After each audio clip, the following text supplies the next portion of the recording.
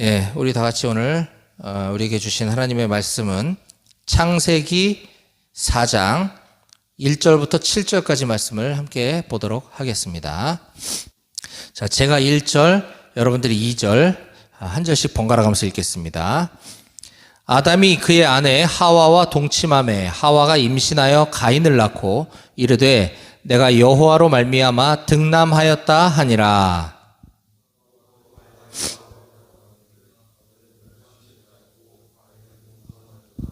세월이 지난 후에 가인은 땅의 소산으로 제물을 삼아 여호와께 드렸고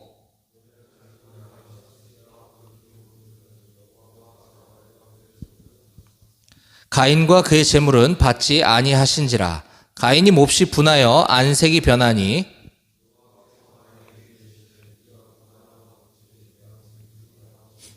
함께 같이 읽겠습니다. 내가 선을 행하면 어찌 낯을 들지 못하겠느냐. 선을 행하지 아니하면 죄가 문에 엎드려 있느니라. 죄가 너를 원하나 너는 죄를 다스릴지니라. 아멘. 네. 오늘 저는 참된 예배는 일상의 삶에서 완성됩니다 라고 하는 제목으로 하나님의 말씀을 증거하려고 합니다. 자, 우리는 오늘 창세기 4장을 읽었는데 창세기 1장에 보면 하나님께서 태초에 천지를 창조하시니라 라고 말씀하시면서 하나님께서 이 세상을 어떻게 창조하셨는지가 자세히 기록되어져 있습니다. 이 세상은 자연 발생적으로 시간이 지나면서 점점 변화된 것이 아니라 천지의 창조주이신 하나님께서 말씀으로 창조하셨다고 하는 사실을 우리는 믿어야 합니다.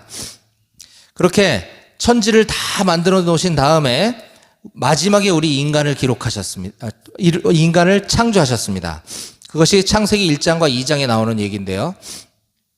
하나님께서는 우리 인간을 창조하시기 전에 에덴이라고 하는 곳에 매우 아름답고 멋진 삶의 공간, 삶의 터전을 만들어 주신 다음에 인간을 만드시고 그곳에서 마음껏 누리며 살 수 있도록 천국과 같이 에덴을 창조하셨습니다.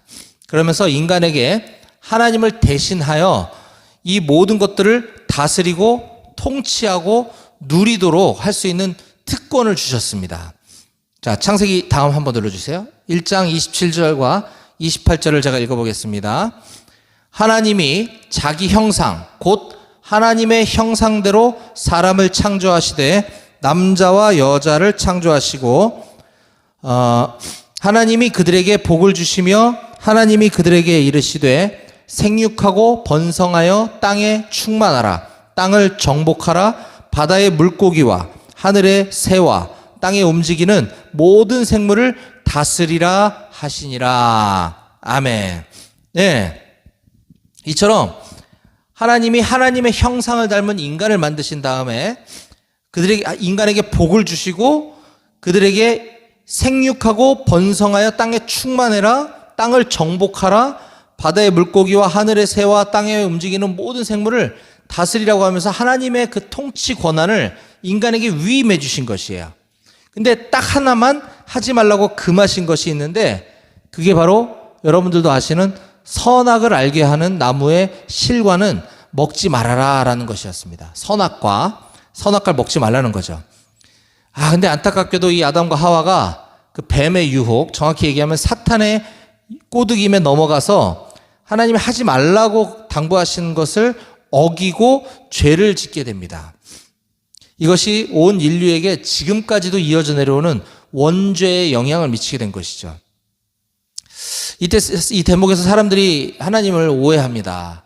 아니 기왕 특권도 주시고 다 주셨으면 선악과를 만드시 마시지 왜 그거 먹을 거 뻔히 아시면서 그거를 그렇게 하셨을까라고 하나님을 원망하기도 하지만 우리는 그것이 하나님의 사랑임을 깨달아야 합니다. 왜냐하면 하나님은 그거를 미끼로 인간이 죄를 짓도록 함정을 파놓으신 것이 아니라 하나님은 우리 사람과 인격적인 교제를 나누기 원하셔서 사람을 로봇으로 지으시지 않으시고 자유의지를 주셨습니다. 즉 우리는 모든 생각과 판단을 스스로 할 수 있는 능력을 주신 거예요. 우리가 하나님을 억지로 사랑하는 게 아니라 우리가 하나님을 진심으로 사랑할 수 있도록 그런 자유의지를 주셔서 만드셨기 때문에 죄를 짓고 말고의 선택 결정은 우리 인간에게 있었던 것입니다. 자, 그러면 선악과 그거 안 만드셨으면 되지 않느냐? 앞서 하나님은 자기의 형상을 닮은 인간을 창조하셨다고 말씀드렸습니다. 뿐만 아니라 인간에게 이 온 천지 만물을 다스리고 통치할 수 있는 하나님의 권한을 위임받았다고 했습니다. 자, 그러면 사람은 자유의지를 가진 존재인지라 시간이 지나면 자기가 하나님인 줄 착각하게 될 가능성이 상당히 높아지게 된다는 거죠. 그렇지 않을까요? 내가 하나님을 닮아서 하나님처럼 여기서 모든 걸 다 할 수 있다면 시간이 지나면 자기가 하나님처럼 교만해질 우려가 있기 때문에 안전장치로 브레이크 페달로 선악과를 심어 놓으신 거예요. 이걸 볼 때마다 네가 하나님이 아니다. 하나님을 반드시 기억해라. 내가 너에게 다른 건 다 가져도 좋고 다 누려도 좋은데 요것만 지키라고 한 것은 나의 최소한의 계명, 내가 너의 하나님이다라고 하는 사실을 네가 잊지 않게 하기 위해서 선악과를 남겨놓은 거다라는 사실입니다. 안전장치인 거죠. 브레이크. 우리가 교만해지고 하나님의 자리로 올라가지 않도록 해주신 그거마저도 어긴 것이 인간이라는 것이죠.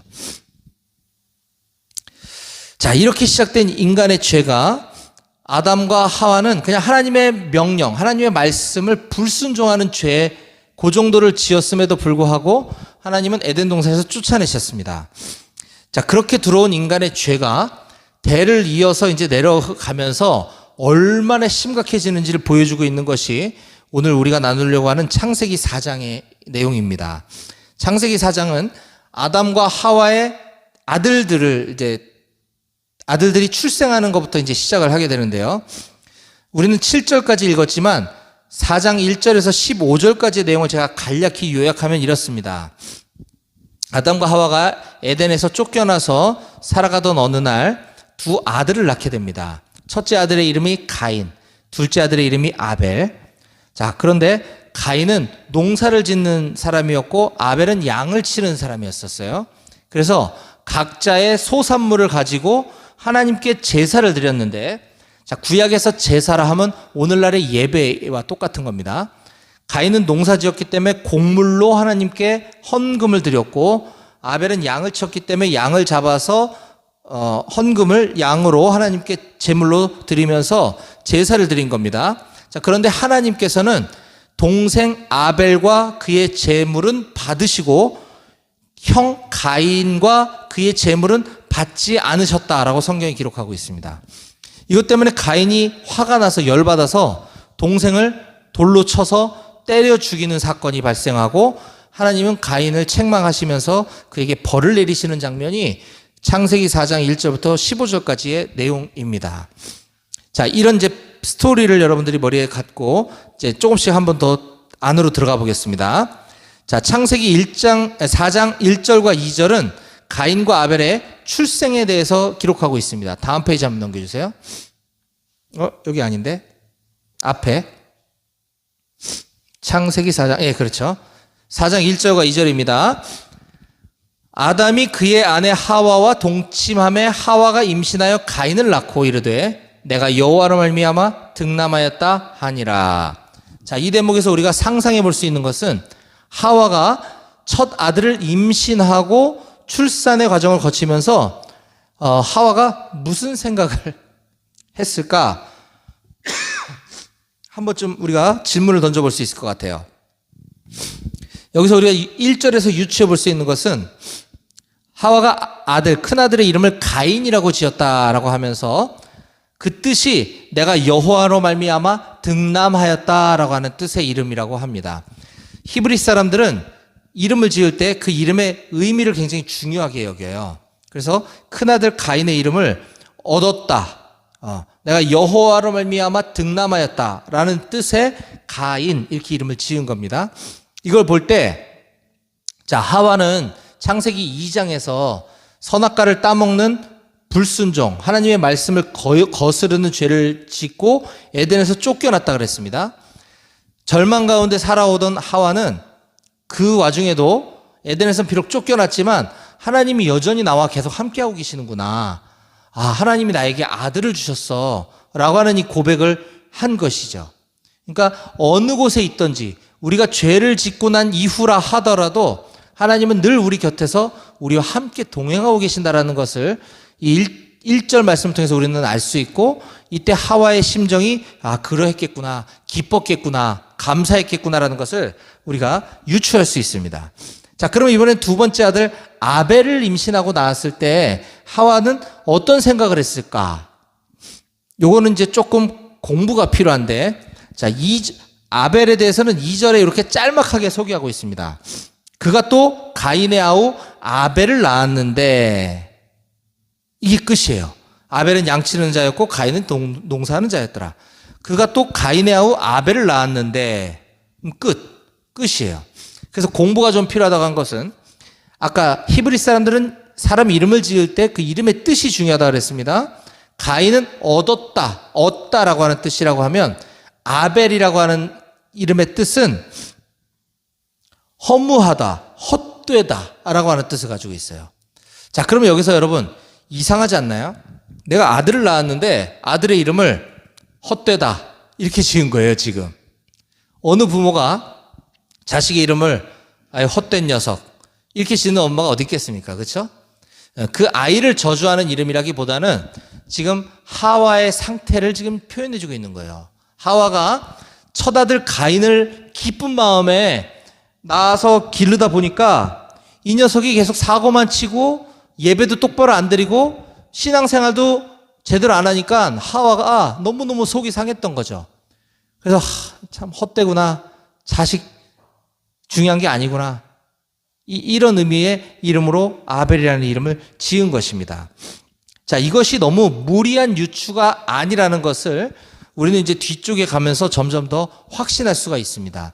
앞서 제가 내용을 요약 정리하면서 가인이 예배를 드렸는데 하나님이 예배를 받지 않으셨다 그래서 아벨 동생을 돌로 쳐 죽였다 그랬어요.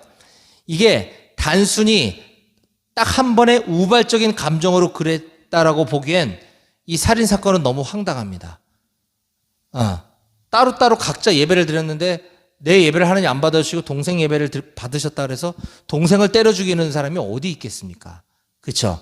이게 평상시에 가인의 성격과 그의 신앙 상태였다는 거죠. 그걸 엄마가 모를 리가 없었고, 엄마는 그래서 인생이 참 헛되구나, 자식 새끼 키워봐야 참 소용 하나도 없구나, 하나님이 다스려 주시지 않으면 내가 할 수 없구나 라는 심경을 담아서 아벨의 이름을 그렇게 지었다라고 하는 것이죠. 자, 그래서 이 가인의 이 살인 사건, 이 인간의 죄가 얼마나 무섭게 발전되어져 가는지에 대해서 오늘 살펴볼 때 저는 이것을 예배라는 관점에서 좀 살펴보려고 합니다. 그래서 아까 제가 제목을 참된 예배는 일상의 삶에서 완성됩니다라고 하는 제목으로 말씀을 나누겠다고 했습니다. 자, 이 예배와 관련해서 오늘 본문이 우리에게 주시는, 하나님께서 오늘 우리에게 말씀하시는 세 가지 교훈을 제가 정리해서 전하도록 하겠습니다. 자, 첫 번째, 오늘 이 본문을 통해서 우리에게 주시는 첫 번째 교훈입니다. 가인과 아벨의 예배의 차이는 예배와 삶의 일치 여부다라고 하는 사실입니다. 자, 다시요. 가인과 아벨의 예배의 차이는 예배와 삶이 일치하는지 여부가 달랐다라는 거예요. 가인과 아벨이 드린 예배의 차이는 예배와 삶의 모습이 일치했는가 여부에 달려있다라고 하는 사실입니다. 자, 다음 절 3절, 4절, 5절을 보면요.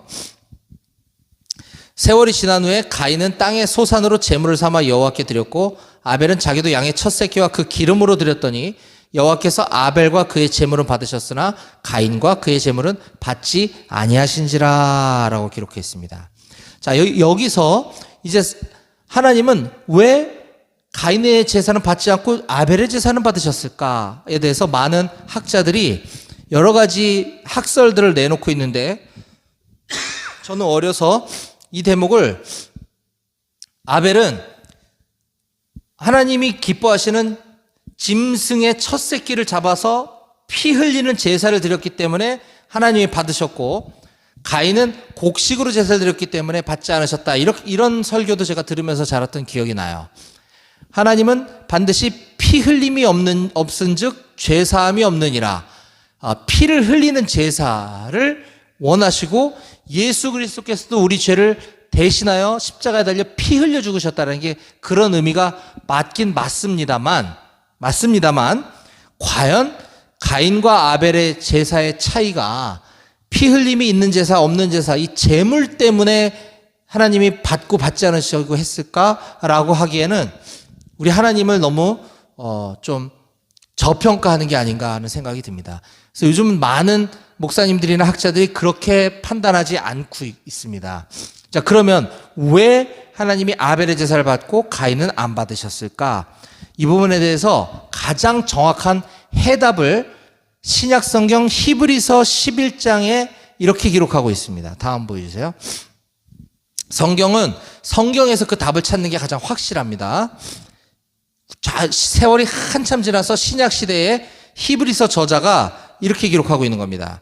믿음으로 아벨은 가인보다 더 나은 제사를 하나님께 드림으로 의로운 자라 하는 증거를 얻었으니 하나님이 그 예물에 대하여 증언하심이라. 그가 죽었으나 그 믿음으로써 지금도 말하느니라. 아멘. 여기서 중요한 포인트는 믿음으로입니다. 히브리서 11장은 믿음장이라고 해요. 믿음장. 성경에 나오는 여러 인물들 중에 정말 믿음으로 살았던 사람들에 대해서 11장에서 여러 사람들을 나열하면서 그 사건들을 요약해주고 있는데 그 명단 안에 아벨이 포함됐다라고 하는 놀라운 사실입니다. 아벨은 믿음으로 하나님께 제사 드렸던, 믿음으로 하나님을 예배했던 사람이다 라고 한마디로 정리해주고 있는 것이죠. 이것으로 볼 때 가인의 제사는 받지 않으시고 아벨의 제사를 받으신 명확한 이유는 가인은 믿음 없이 그냥 형식적으로 하나님을 예배하고 제사했고 아벨은 믿음으로 하나님을 예배했다라고 하는 사실입니다. 이것이 가장 중요한 핵심이고요. 또 하나 우리가 눈여겨보아야 될 것은 오늘 본문 4장 4절과 5절에 보면 아벨은 자기도 양의 첫 새끼와 그 기름으로 드렸더니 여호와께서 아벨과 그의 제물은 받으셨으나 가인과 그의 제물은 받지 아니하시니라 이렇게 기록하고 있어요. 아벨의 제물과 아벨의 제사를 받지 않으셨다라고 한 것이 아니라 아벨이라고 하는 사람과 그의 제물을 받으셨다. 즉 아벨을 받으셨다는 얘기예요. 가인을 받지 않으셨다는 뜻입니다. 그의 제물이 중요한 게 아니라 그의 삶, 그의 인생, 그의 신앙을 받으셨다는 뜻이에요. 이것이 굉장히 중요한 겁니다. 이 형식적으로 드려지는 예배가 아무리 내가 겉으로 보여질 때 11조헌금도 많이 하고 내가 눈물을 흘리며 예배를 드렸어도 예배당 밖에 나가서 월, 화, 수, 목, 금요일, 토요일을 하나님과 전혀 상관없이 산다면 이것은 가인의 예배인 것이죠. 하나님은 아벨과 그의 제물, 아벨을 받으셨다라고 하는 사실을 우리가 반드시 기억해야만 합니다. 삶이 중요하다라고 하는 이야기는 성경 곳곳에 많이 등장합니다. 몇 군데만 제가 소개하면요. 다음 장이요. 다음. 이사야서. 이사야서 1장 11절에 보면 여호와께서 말씀하시되 너희의 무수한 재물이 내게 무엇이 유익하뇨? 나는 순양의 번제와 살찐 짐승의 기름에 배불렀고 나는 수송아지나 어린 양이나 수염새의 피를 기뻐하지 아니하노라. 아니 아까는 피 흘림이 없은즉 죄사함이 없느니라. 하나님께 드리는 제물은 피 흘림의 제사를 드리라야 된다고 했는데 이건 무슨 얘기입니까? 제물이 중요하지 않다는 얘기를 하고 있는 거예요. 아무리 외형적으로 그렇게 해도 그 무수한 제물이 나에겐 아무 소용없다라는 말씀을 하고 계신 겁니다. 말라기서 1장 10절에 보면 만군의 여호와가 이르노라 너희가 내 제단 위에 헛되이 불사르지 못하게 하기 위하여 너희 중에 성전 문을 닫을 자가 있었으면 좋겠다. 내가 너희를 기뻐하지 아니하며 너희가 손으로 드리는 것을 받지도 아니하리라. 하나님께서는 얼마나 화가 나셨으면 그 가증스러운 예물, 그 가증스러운 예배 내가 꼴도 보기 싫다. 아예 예배당 문을 닫아버렸으면 좋겠다. 못 들어오게 라고 말씀하시는 겁니다. 다음이요. 사도 바울은 우리의 삶이 그래서 곧 예배다라고 이야기하고 있습니다. 로마서 12장 1절에 같이 함께 읽어볼까요? 이 부분은 다 같이 시작. 그러므로 형제들아 내가 하나님의 모든 자비하심으로 너희를 권하노니 너희 몸을 하나님이 기뻐하시는 거룩한 산 제물로 드리라.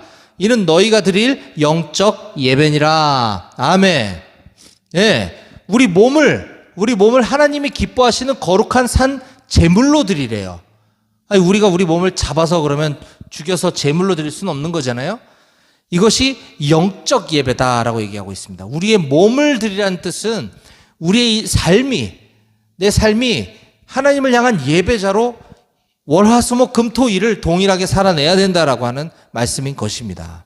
따라서 오늘 우리가 주일날, 주님의 날, 지금 이 예배당에 모여서 드리는 이 예배, 이걸 우리가 공예배라고 얘기합니다.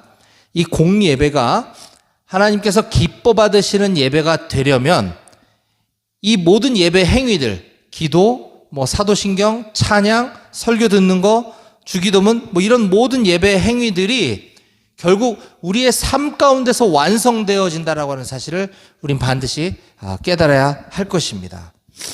두 번째, 오늘 우리에게 주시는 교훈입니다. 가인의 죄는 하나님을 인정하지 않은 채 예배드렸기 때문이다라고 하는 사실입니다. 다음이요. 5절과 6절입니다. 가인과 그의 제물은 받지 아니하신지라 가인이 몹시 분하여 안색이 변하니 여호와께서 가인에게 이르시되 내가 분하여 함은 어찌 됨이며 안색이 변하면 어찌 됨이냐. 여기서 여러분들께 질문 드리겠습니다. 가인은 지금 5절에서 왜 화가 났을까요? 누구한테 화가 난 거죠? 아벨? 자기 동생? 아니죠. 가인은 지금 하나님한테 화가 난 거예요. 자, 우리는 하나님이 창조한 피조물입니다. 피조물이 감히 우리를 창조해 주신 하나님을 원망하거나 화를 낼 수가 있나요? 이게 말이 되는 얘기입니까? 그럴 수가 없는 거죠. 근데 가인은 지금 하나님한테 열받아 있는 상황이에요. 하나님께서 6절에 네가 분하여 함은, 네가 지금 화난 것은 왜냐? 너 왜 화났니? 너 얼굴이 왜 지금 시뻘게 있니? 라고 지금 물어보시는 겁니다. 그런데 가인이 그거에 대해서 대답을 하지 않아요. 자, 그 다음에 이어지는 하나님과 가인의 질문과 대답을 보면 우리 그걸 더 명확하게 알 수 있습니다. 8절입니다. 가인이 그의 아우 아벨에게 말하고 그들이 들에 있을 때 가인이 그의 아우 아벨을 쳐 죽이니라. 자, 아벨은 지금 그냥 열심히 살고 하나님 열심히 예배만 했을 뿐인데 형한테 맞아 죽었어요. 얼마나 비참합니까? 자, 그러자 하나님이 9절에 이렇게 물어보십니다. 여호와께서 가인에게 이르시되 네 아우 아벨이 어디 있냐? 그가 이르되 내가 알지 못하나이다. 내가 내 아우를 지키는 자이니까. 자, 이게 무슨 말이냐면 하나님은 가인이 아벨을 죽인 거를 아셨을까요? 모르셨을까요? 당연히 아셨겠죠. 근데 지금 네 아우 아벨이 어디냐? 라고 물어보실 때는 얼른 빨리 회개하고 잘못을 빌었어야 했어요. 맞죠? 하나님은 정말 사랑이 많으시기 때문에 우리는 살아가면서 또 죄를 지을 수밖에 없는 존재라는 걸 하나님은 아세요. 우리가 죄 없이 살 수가 없습니다. 그런데 중요한 것은 우리가 죄를 졌을 때 빨리 하나님 앞에 회개하기를 원하시는 거예요. 그럼 하나님은 다 용서해 주시는 분입니다. 네 아우 아벨이 어디 있느냐? 이거는 회개할 수 있는 마지막 기회를 주신 건데 이때 가인의 말은 내가 그걸 어떻게 합니까? 내가 내 동생이나 지키는 사람이에요? 이렇게 얘기를 하고 있는 거죠. 하나님께 지금 반항하는 겁니다. 그래서 하나님이 10절부터 12절에 가인에 대해서 더 이상은 안 되겠다. 내가 회개할 기회를 줬는데 회개하지 않았기 때문에 벌을 받아라. 라고 이제 징계 처분을 내리십니다. 그랬더니 13절에서 하나님께서 이렇게 얘기합니다. 13절. 가인이 하나님한테 얘기하는 거예요. 가인이 여호와께 아뢰되 내 죄벌이 지기가 너무 무거우니이다. 자, 아니 황당하게 아무 죄도 없는 동생을 돌로 쳐 죽인 인간이 하나님이 벌을 내리시는데, 아니 이거 제 죄에 비해서 너무 무거운 거 아닙니까? 벌이? 제가 뭘 그렇게 잘못했다고 이렇게 심한 벌을 주시나요? 저 그거 받아들일 수 없습니다. 저 항소할 거예요. 이러고 있는 거죠. 풀어서 얘기하자면. 참 아주 가관이 아닐 수가 없습니다. 가인이 이렇게 된 것은 그가 하나님을 하나님으로 인정하지 않았기 때문에 이런 엄청난 죄를 저지르게 되었다고 하는 사실을 오늘 우리는 깨달아야만 합니다. 마지막 오늘 우리에게 주시는 세 번째 교훈은요, 죄인이 용서받을 수 있는 기회를 주시는 하나님의 사랑과 은혜입니다. 자, 하나님의 사랑과 은혜는 죄인인 우리도 용서받을 수 있는 기회를 주신다라고 하는 사실입니다. 아까 제가 언급했듯이 네 동생 아벨이 지금 어디 있느냐 라는 하나님의 질문은 회개할 수 있는 기회를 주시는 거고, 그때 마침 가인이 잘못했습니다. 제가 미쳤었나 봅니다. 저를 벌하여 주시옵소서. 제가 다시는 그런 죄를 범하지 않겠나이다 라고 하나님께 눈물 흘려 회개했다면 하나님은 다 용서해 주시는 분이세요. 하나님은 우리가 지금까지도 수많은 죄를 지어온 걸 다 알고 계시고 앞으로 살아가면서도 또 죄 짓 거를 다 아시는데, 이 죄는 그때그때마다 처리를 해줘야 돼서 하나님이 당신의 아들, 독생자 하나밖에 없는 아들 예수 그리스도를 우리를 대신해서 십자가에 죽여서 제물 삼아 주신 게 하나님의 놀라운 사랑입니다. 그 정도로 우리를 사랑하시는 거예요. 우리가 죽었어야 되는 그 자리에 하나님의 아들 예수 그리스도를 죽이실 정도로 하나님 우리를 사랑하셨다면, 우리는 내가 죄 지었음을 깨달을 때마다 하나님 앞에 회개하며 나아가기만 하면 하나님 모든 걸 다 용서해 주신다고 하는 사실을 우리 반드시 기억해야만 합니다. 근데 사랑하는 여러분, 우리에게도 혹시 가인과 같은 이런 모습이 있지는 않은지 한번 생각해 봤으면 좋겠어요. 때로는 저도 그랬지만은 우리가 살다가 어려운 일을 겪을 때가 있습니다. 그때 우리는 하나님을 쉽게 원망하곤 하죠. 하나님, 제가 뭘 그렇게 잘못했습니까? 제가 열심히 산 죄밖에 더 있습니까? 근데 왜 제 인생은 이렇게 탄탄대로가 펼쳐지지 않는 겁니까?